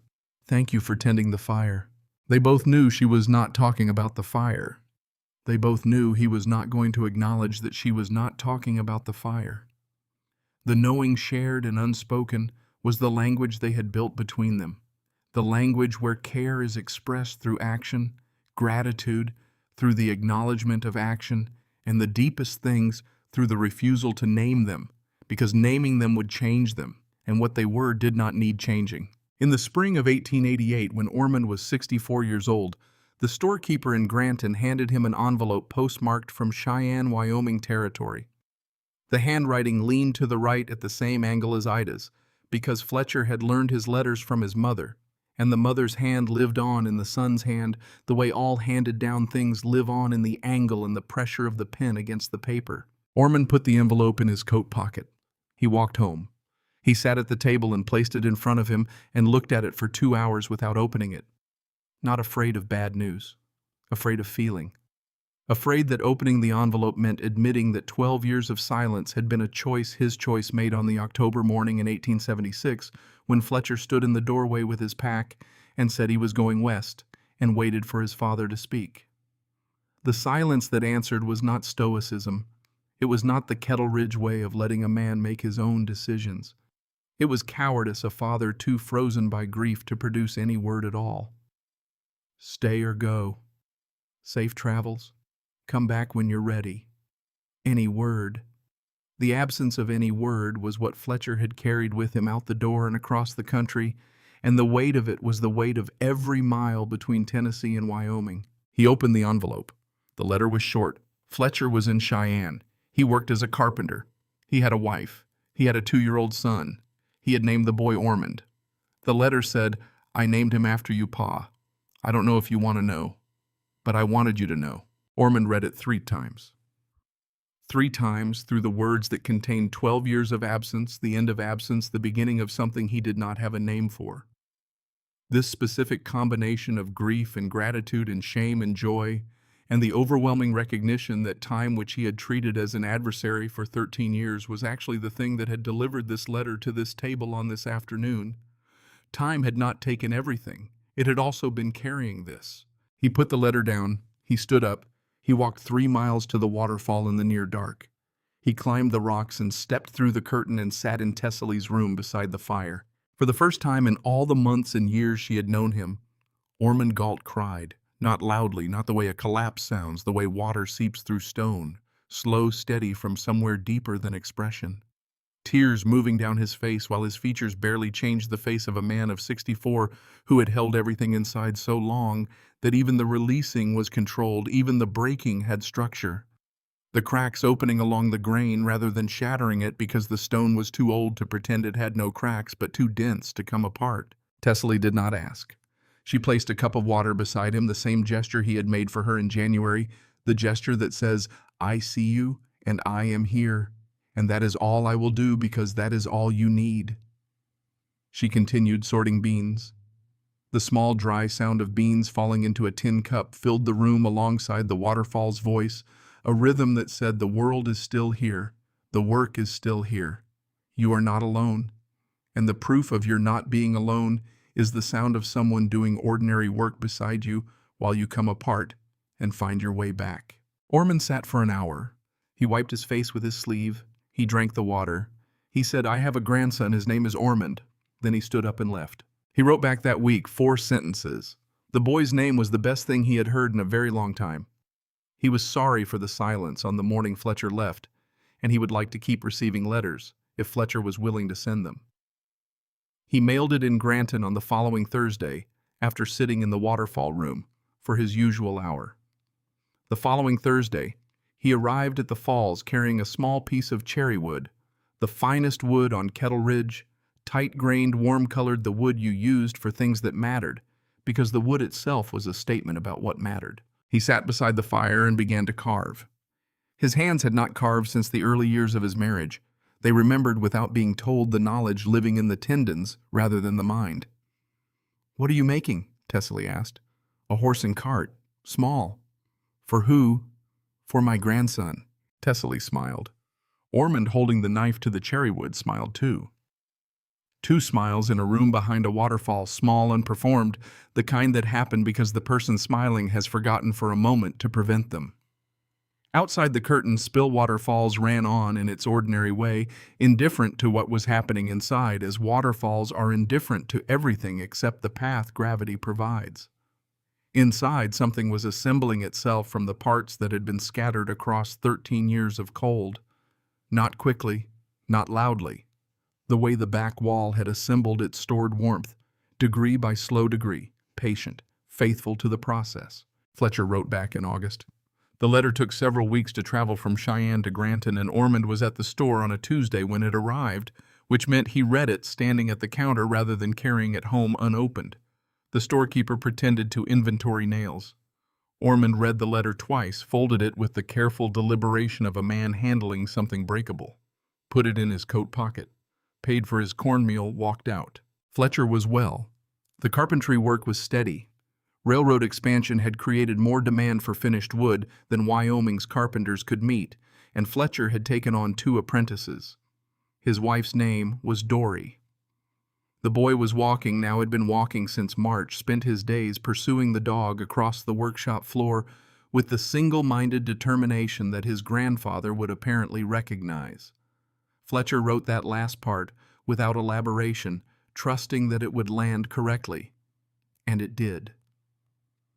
Ormond read it on the porch that evening and felt something shift in his chest that was neither grief nor its absence, but something that occupied the territory between them, the particular ache of being known by someone you had failed to know in return. He wrote back the same week, longer this time, 3 full pages in his cramped hand. He wrote about the plateau in autumn, about the ginseng harvest, about the particular amber the tulip poplars went to in October when the light came at a low angle through the coves. He wrote about Tessaly, not everything, but enough, a young woman who had lost her husband, who had built something remarkable in the hills, who had taught him things about stone and patience he had not known at 60, that he should have understood at 30. He did not explain what she was to him because he did not have precise language for it and did not trust imprecise language with important things. The Thursday following, he arrived at the waterfall carrying the small cherry wood horse and cart wrapped in cloth and packed in a box of wood shavings. He handed it to Tessaly without ceremony. She unwrapped it and turned it in her hands, the horse carved with 4 distinct legs rather than a solid base, the cart with working wheels that rolled on their axle. The whole thing finished smooth with the back of a knife blade until the grain of the cherry showed through the surface like something revealed rather than made. "You're sending it," she said. "Next time I'm in Granton." She set it gently on the stone shelf beside the tin pot beside the needle kit from Prudence. The cherry wood caught the firelight and went warm amber. "He'll keep it," she said with the certainty of someone who had no way of knowing this but knew it nonetheless. Ormond looked at the small horse on the shelf for a long moment. "Yes," he said. "He will." The letters between Granton and Cheyenne settled into a rhythm of 2 or 3 exchanges a year, each one a little longer than the one before. Fletcher was cautious at first, the caution of a man who has opened a door he expected to remain shut and is not sure yet whether the opening is permanent or tactical. Ormond understood this.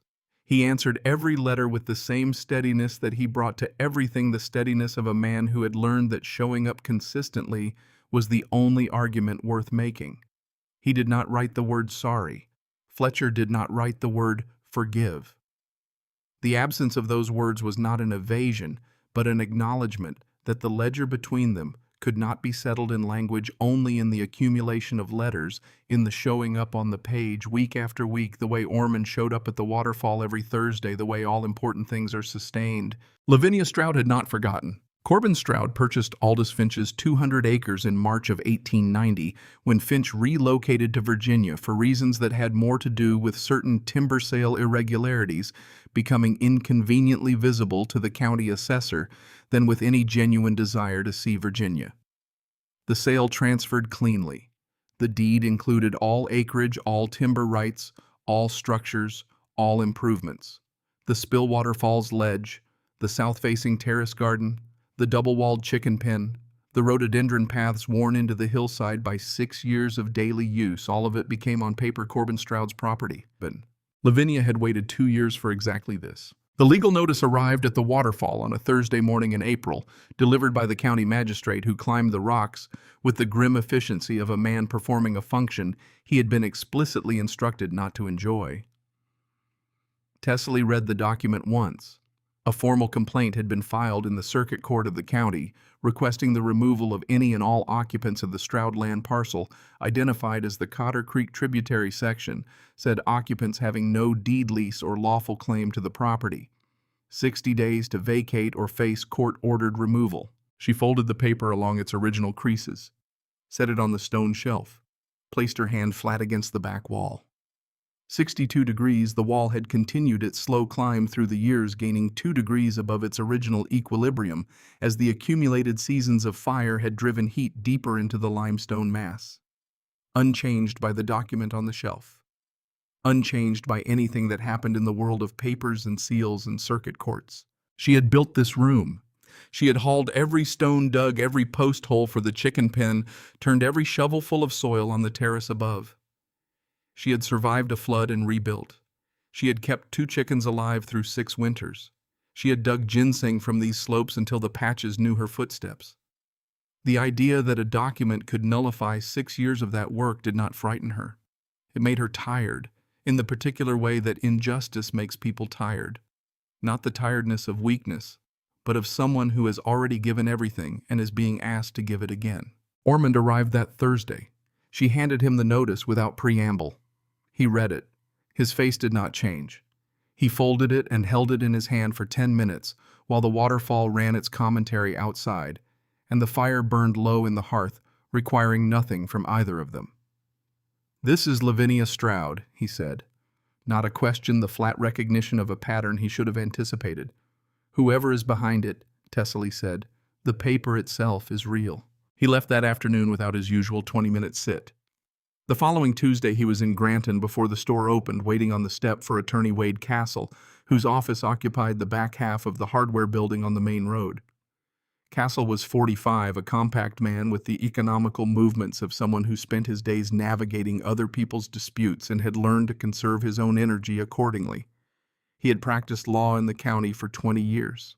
Ormond laid the situation out without embellishment. A woman had occupied land continuously for 6 years. She had made substantial improvements, a permanent stone structure, a productive garden, a working livestock facility. The land had been undeveloped at the time of her arrival.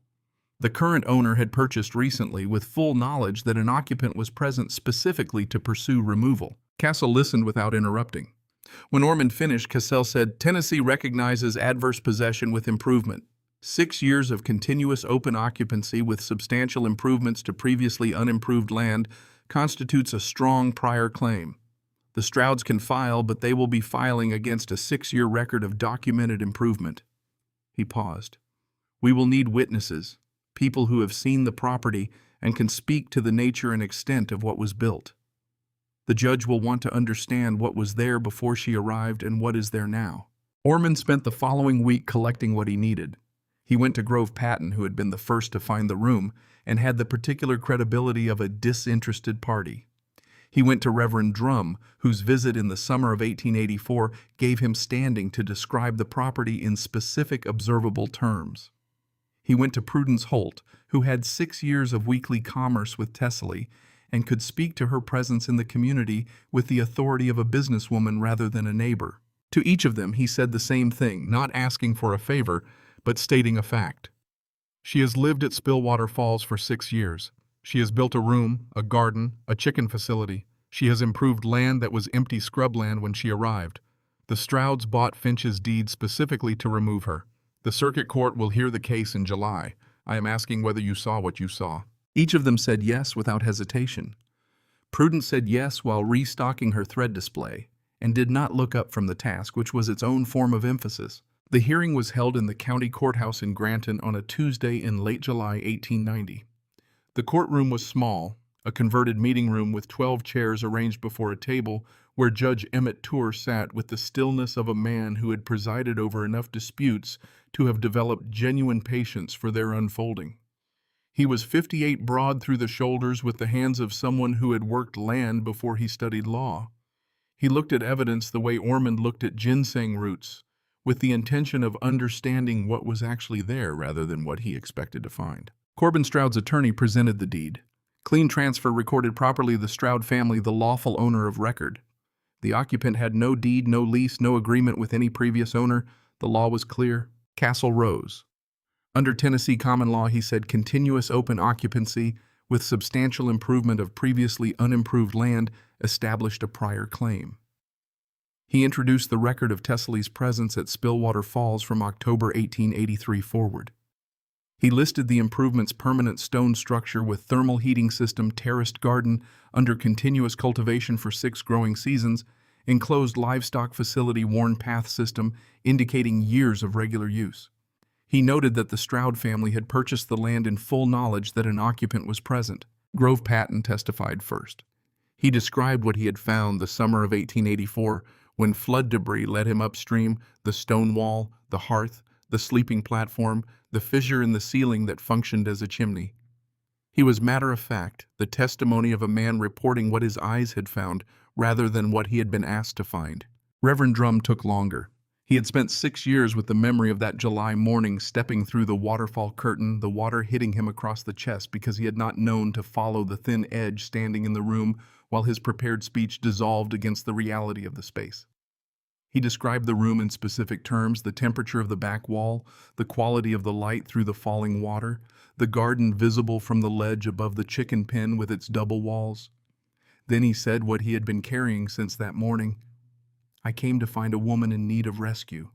I found a woman who had built something I could not have built. The land that the Stroud family purchased through Mr. Finch was raw hillside and hollow. What Mrs. Vane has made of it in 6 years is not occupation, it is creation. Corbin Stroud's attorney objected to the characterization. Judge Tour noted the objection and did not sustain it. Prudence Holt's testimony was 3 minutes long. She confirmed that Tessaly Vane had traded at her counter every week for 6 years, had paid in full, had brought goods of consistent quality, had conducted herself as a permanent resident of the community rather than a transient occupant. I have customers who have lived in this county their whole lives and conducted themselves with less reliability than Mrs. Vane. If the court is trying to determine whether she was serious about being there, I can tell you that she was serious. Ormond testified last.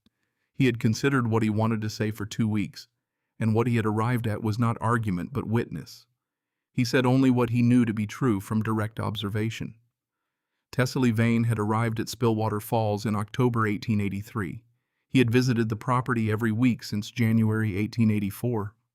He had watched the stone structure built from the ground up, the garden developed season by season, the livestock facility constructed and expanded. He had helped carry stone on one afternoon following a flood.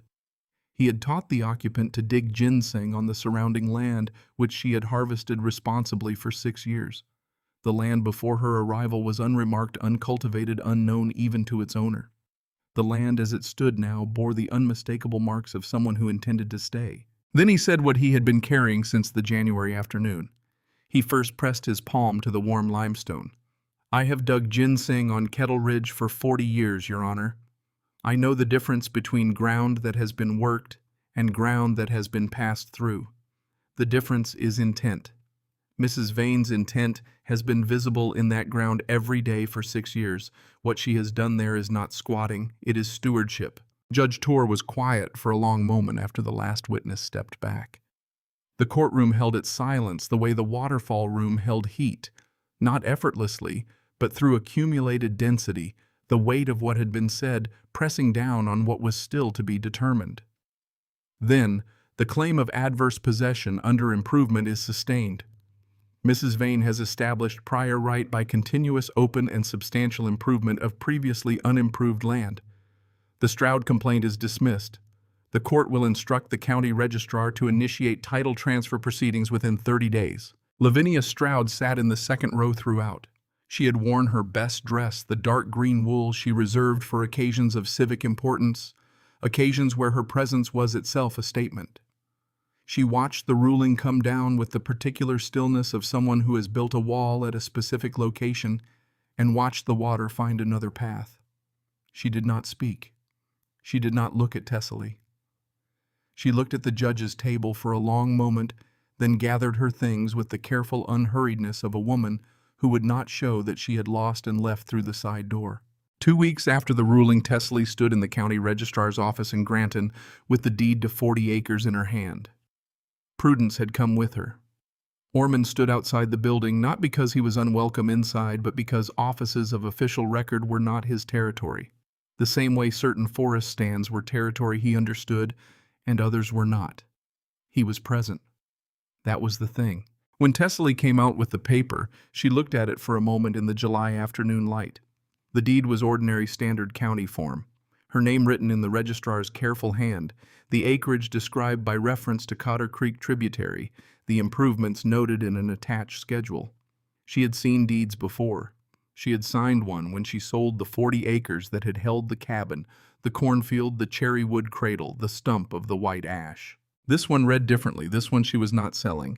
This one said that the ground where she had chosen to live, where she had built her walls and grown her garden and taught the stone to remember fire, was hers by law, as well as by the years of work that had always made it hers by the more fundamental measure. "Yours," Prudence said beside her. Tessaly said it back quietly in the way of someone testing whether the word fit. "Mine." It fit. The years that followed were years of time more than events. Tessaly's ginseng was by now the finest coming out of Kettle Ridge because Ormond had taught her, and because she had spent years developing the particular patience that distinguished a root digger who harvested well from one who harvested everything. She worked the patches in rotation, leaving each one 3 years between harvests, returning to find them regenerated, the plant's quiet persistence rewarded by her own. The honey continued. The hemlock blossom variety she could produce from the fall's adjacent hive had a flavor profile that Prudence's customers asked for by name, a distinction Tessaly had not sought, but accepted with the equanimity of someone who had stopped being surprised by what the falls provided when she attended to it carefully. She came to Granton fully now.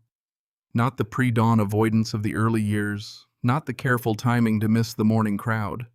She came at 10 in the morning on whatever day suited her, traded at Prudence's counter, exchanged words with people who had become familiar without becoming intimate, left when she was finished. The difference between the woman who had slipped into Granton in the dark of early morning and the woman who came now in full daylight was not visible in the face or the dress or the hands. It was visible in the quality of her movement through the space, not the movement of someone managing exposure, but of someone who had decided what was worth her time. Ormond's visits to the waterfall room ended in the winter of 1892, when his knees made the climb unreliable enough that he could no longer be certain of getting down safely if the temperature dropped and the rocks iced while he was inside. He told Tessaly this on a Thursday in November, stating it as fact rather than loss. Her reply was immediate. "Then I'll come to you." From that Thursday forward, she walked 3 miles north to his cabin every week. She brought eggs, honey-dried ginseng packed in cloth not as payment, but as the natural freight of a visit between people who express care through provision. She stayed 1 hour. She had understood from early in their acquaintance that Ormond's solitude was not emptiness, but habitat, a condition he required in measured proportion to company, the way certain plants require shade in exact ratio to sun. Her visits were welcome. Her departures were equally welcome. The rhythm of the two was what sustained him. She cooked during those visits. She checked the roof line for winter damage, split a week's worth of kindling and stacked it by the door, assessed the chinking between the log courses for gaps that the coming cold would exploit. She did these things without announcing them the way Ormond had done things at the waterfall room in the early years, setting the iron skillet on the shelf, bringing the canvas tarp for the door gap, arriving with what the situation required rather than what had been requested. Ormond had to learn to sit in the chair while she worked. This was harder than he had anticipated and harder than he would ever say. He had spent 63 years defining himself by what he could provide and carry and build. To sit in Ida's rocking chair while a woman 30 years younger than him split his firewood was a confrontation with the arithmetic of age that no amount of stoic disposition could entirely soften. He sat. He learned. He discovered that accepting help was not the surrender of self-reliance, but a form of trust, and that trust extended to another person, admitted into the system of his life, was what he had been withholding since Ida died and Fletcher left, and the world contracted to the diameter of a single man managing a single hillside alone. He had called that self-reliance. It was closer to self-confinement. The rifle came off the wall in the autumn of 1892. He took it down on the October anniversary of Fletcher's departure, the same date he had observed for 16 years, cleaned it as he always had, oiled the barrel, wiped the stock. Then he wrapped it in oilcloth and placed it in the oak chest beside Ida's folded clothes. He did not hang anything in its place immediately. The rectangle of darker wood where the rifle had blocked the light looked for a while like an absence, the shape of a thing that used to be there. Then in the spring, Tessaly brought a jar of hemlock honey and set it on the new shelf he had built at chin height. The honey in the jar caught the afternoon light from the west window and threw a warm amber shape against the wall that was not the same size or shape as the shadow of the rifle, but that occupied the same space. Not erasure, transformation, which is what happens when you stop preserving a particular form of loss and make room for what comes after. The letters from Wyoming continued. Fletcher's handwriting relaxed across the years. The early letters had a slight formality to them, the careful construction of someone who was not sure how much to offer, the prose of a man testing the stability of the ground before committing weight. By 1893, the letters were looser, longer, written in the voice of someone who had decided the ground would hold. He wrote about the boy Ormond, who had turned 6 and developed strong opinions about the relative merits of different dog breeds, and was apparently capable of arguing these opinions for longer than any adult in the household could sustain attention. He wrote about a contract to build a new rail depot at a junction 40 miles from Cheyenne, the largest project he had undertaken. He wrote once about the morning he had left the Tennessee cabin with his pack, and said that he had known even then that the silence was not what his father meant to give him, that he had understood it as a kind of injury rather than a statement of indifference. He said this without asking for response, offered it as information, the way you tell a doctor where it hurt, rather than demanding the doctor feel the same pain. Ormond wrote back, "You were right that I didn't mean the silence. You were right that it was an injury. A man can mean one thing and deliver another when the machinery's frozen and he doesn't know it yet. I knew it later. Later was too late for the morning you left, but not too late for the letters." He sent it on a Thursday after sitting for his usual hour in the cabin while Tessaly sorted dried roots on his table. He did not read the letter aloud. He did not need to. Some things you carry to the mail yourself. In the autumn of 1896, there were no letters. There were footsteps on the cabin path instead. Ormond was on the porch on an afternoon in October when the light was doing what October light does on Kettle Ridge, arriving at an angle that transformed ordinary wood to gold, that made the ridgeline look like something drawn by a careful hand rather than shaped by erosion. He was 73 years old. His hands rested on his knees, the knuckles swollen with the accumulation of 40 years of cold ground work, the kind of swelling that becomes its own landscape over time, topographical, permanent. He was not thinking about anything specific. He was doing what he had learned in his late years to do. Without guilt, he was sitting in the afternoon and letting it be afternoon. He heard the wagon on the lower trail before he saw it. Then he saw it, a light buckboard with a canvas cover drawn by a single bay horse pulling up the path toward the cabin with the careful pace of a driver who knows the ruts and has planned accordingly. The man on the seat was tall, wide through the shoulders, with the particular posture of a carpenter, a way of holding the spine that came from years of work requiring precise horizontal judgment. He had Ida's eyes. Ormond had known he would. Fletcher Gault was 36 years old. He had driven from Cheyenne to the nearest rail junction, taken the train to Knoxville, hired the buckboard in town. He had brought his son. The boy was 8, dark-haired, with his grandmother's direct gaze. The gaze that went straight in, rather than assessing sideways. First, the gaze of someone who had not yet learned that looking directly at things could be considered impolite. He was asleep in the back of the wagon, under a blanket, one arm thrown across a carpet bag, and he woke when the wheels stopped, sat up with the immediate orientation of a child who has learned to wake ready rather than gradually. Father and son stood at the base of the porch steps. Ormond looked at Fletcher. Fletcher looked at Ormond. Neither man moved toward the other immediately. This was not awkwardness, it was the pause of two people who recognize that the moment requires more than reflex, that a moment held briefly is not a moment wasted, but a moment honored. Fletcher came up the steps. He sat on the step beside his father, rather than taking the chair below the line of Ormond's sight, rather than across from it, the choice of someone who understood that some conversations required a different geometry than face-to-face. They sat in the silence that Ormond had learned in 12 years of Thursday visits to inhabit without discomfort. The silence of two people who have already said the essential things in letters and know that the presence itself is the rest of what needed saying. "Cabin's holding up," Fletcher said finally. "Built it to hold," Ormond said. They talked for an hour before the light went. Fletcher's work in Cheyenne, the depot project completed ahead of schedule, Dory's vegetable garden, which was apparently capable of producing quantities of squash that exceeded all reasonable household need.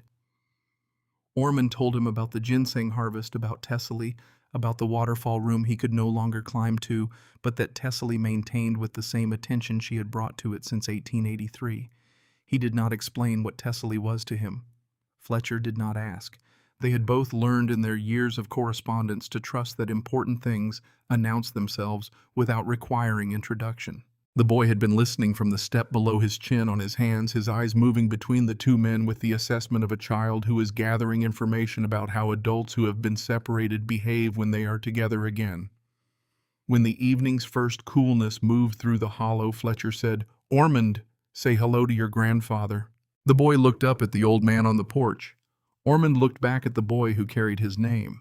He had imagined this in the years of letters, in the abstract way you imagine things that exist in paper and distance. But the actual boy, the specific weight and proportion of him, the particular way he held his chin, was entirely its own thing, not the imagined version. Ormond extended his hand. The boy took it with the formal gravity of a child who had been told this mattered, and believed the telling. Then, after the handshake, Ormond did something he had not done since the morning Fletcher left in 1876. He placed his hand on the boy's head, the same gesture Ida used with children. She loved the gesture he had never been able to make to Fletcher on that October morning because the machinery was frozen and he had not known it yet. He held his hand there for a few seconds. The boy was very still. Then Ormond took his hand away and said nothing. The boy seemed to understand that nothing needed to be said. He turned back to watching the hollow fill with evening shadow, satisfied. Fletcher stayed 4 days. On the third afternoon, Ormond walked them down to Stillwater Falls. Fletcher carried the boy on his back for the steep section of the trail, the boy riding with his arms around his father's neck and his chin resting on his father's shoulder, watching the world from that height with complete satisfaction. Ormond walked carefully, slower than he once had, attending to the trail, the way he attended to everything in his late years with the full investment of his attention because the margin for inattention had narrowed to the width of a wet stone. They climbed the rock fall beside the falls.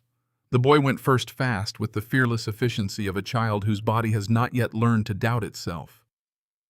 Fletcher went next, steadying himself with a hand on the cliff face at intervals. Ormond came last, methodically placing each foot with precision, taking his time. At the curtain's edge, Tessaly stepped through first. Water hit her shoulder and ran down her arm. She had done this thousands of times, the motion absorbed into her body like breathing, requiring nothing from her attention. Fletcher followed, stepping where she had stepped, keeping to the thin edge. The boy went through on his own in the middle of the curtain, rather than the edge soaked immediately to the waist and entirely unbothered by it. Ormond came through last. The room held all four of them. Tessaly was by the hearth, the fire banked for the afternoon, the back wall at its steady temperature behind her warmer than the air by 15 degrees, the accumulated result of 13 years of evening fires, the stone now so thoroughly educated in its task that it maintained its temperature through a week of cold without a single fire to refresh it. The light moved on the ceiling in its usual way, the same way it had moved since the first morning Tessaly had opened her eyes on that October floor, and watched it, and decided to stay. Green shifting to gold, shifting to green again as the curtain moved in the slight draft that the waterfall's own descent created. The boy stood in the middle of the room and turned slowly the way children turn when they are making a complete account of a space. He looked at the ceiling. He looked at the back wall.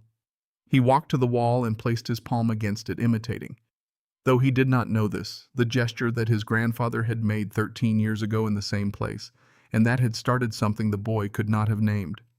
"Warm," he said. "The stone is warm," Tessaly said. "Why is the stone warm?"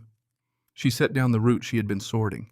She looked at the boy, 8 years old, carrying a name that had traveled from Tennessee to Wyoming and back again, standing in a room that should not have existed in a warmth that should not have been possible. Because someone gave it fire for a long time, stone doesn't forget what it's been given. The boy held his palm against the wall a moment longer. The warmth was specific, directional, coming through the stone from somewhere deeper than the surface. The accumulated gift of 13 winters of fire held and held and held until the holding became the stone's own nature rather than a borrowed condition. He turned to Tessaly. "Does it keep it forever, as long as you keep giving it fire to hold?" Fletcher watched his son in the amber firelight of the room behind the waterfall. His arms crossed quiet. He looked at his father, who stood near the doorway gap with his back to the curtain, the waterfall sound filling the space behind him. Ormond's face in the fire's light showed the particular topography of 73 years, not simply old, but weathered into its final form, the way limestone weathers into its final form, the soft material gone, and the essential structure remaining more itself than it had ever been. On the fourth morning, the buckboard left before noon to make the Knoxville train. The boy waved from the back until the trail curved and the cabin disappeared behind the hemlock stand. Fletcher raised a hand. Ormond stood on the porch until the sound of the wheels on the ruts faded below the threshold of hearing, replaced by the ordinary sounds of the hollow wind in the bare upper branches, a creek running somewhere below, a woodpecker working the dead timber on the eastern slope. He sat in the chair then, Ida's chair. He had sat in it 10,000 times since her death, but the quality of the sitting had changed somewhere in the years since Tessaly had begun coming to the cabin, since the floor had been planked and the closet had been emptied, and the rifle had been wrapped in oilcloth and laid beside the folded clothes. He sat in it differently now.